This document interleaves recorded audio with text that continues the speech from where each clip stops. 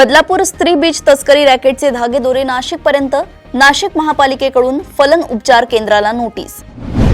नाशिकमध्ये अंजनेरी ते ब्रह्मगिरी दरम्यान रोपे उभारणीला सुरुवात, भाविक व पर्यटकांना होणार लाभ। बिबट्याच्या दहशतीमुळे दाभाडी परिसरातील शेतकरी जीव धोक्यात घालून शेतीस पाणी देण्यास मजबूर। जळगाव कृषी उत्पन्न बाजार समितीत रब्बी हंगामातील नवीन गव्हाची आवक सुरू। अडचणीतल्या सहकारी साखर कारखान्यात उपपदार्थ प्रकल्पांसाठी खासगी गुंतवणुकीस राज्याची परवानगी। कबनूर येथे छत्रपती संभाजी महाराज बलिदान मास सुरू असताना एका जिहादी महिलेकडून छत्रपती शिवाजी महाराज, छत्रपती संभाजी महाराज यांच्याविषयी शिवीगाळ करत बॅनर फाडण्यात आल्याप्रकरणी इचलकरंजीत सकल हिंदू समाजाचा हिंदू आक्रोश मोर्चा। 4000 कोटी उलाढालीच्या गोकुळ दूध संघाच्या निवडणुकीचे राजकीय वारे जोरात, काँग्रेसचे जिल्हाध्यक्ष सतेज पाटील यांची एकाकी लढतीची तयारी सुरू। बारामती विमान दुर्घटनेतील विमान परिचारिकेच्या वडिलांचा रोहित पवारांच्या भूमिकेला पाठिंबा।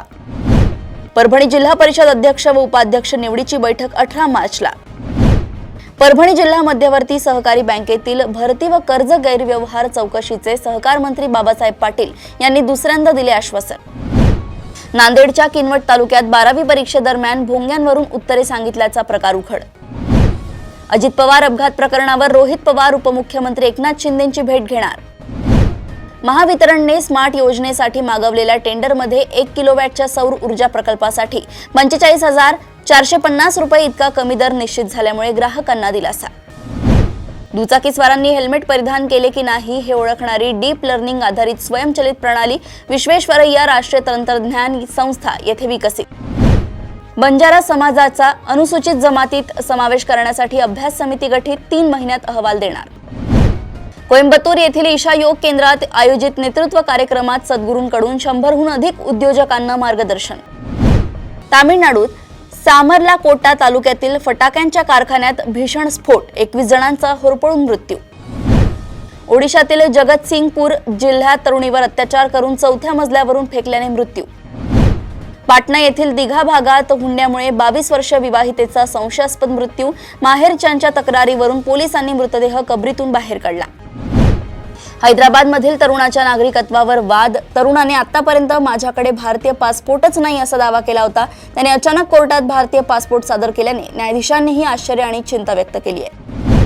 पश्चिम बंगालमध्ये तृणमूल काँग्रेसकडून मेनका गुरुस्वामी यांना उमेदवारी, LGBT समुदायाच्या पहिल्या खासदार ठरण्याची शक्यता। हरियाणातील गुरुग्राम येथे हॉटेलमध्ये वास्तव्यास असलेल्या 56 वर्षीय पुरुषाचा संशयास्पद मृत्यू, शवविच्छेदनात हृदयविकाराचे कारण स्पष्ट। दिल्ली देहरादून महामार्गावरील भिंतीवर मुस्लिम समाजाविरोधात द्वेषपूर्ण मजकूर, आरोपींची ओळख अद्याप अज्ञात। इराणमध्ये अडकलेल्या भारतीय विद्यार्थिनीकडून मायदेशी परत आणण्यासाठी भारत सरकारकडे मदतीची मागणी। इराणवर हल्ले केल्याप्रकरणी रशियाचे सुरक्षा परिषदेचे उपाध्यक्ष दिमित्री मेदवेदेव यांनी म्हटलंय की अमेरिकेचे राष्ट्राध्यक्ष डोनाल्ड ट्रम्प यांनी पुन्हा एकदा आपले खरे रंग दाखवले आहेत।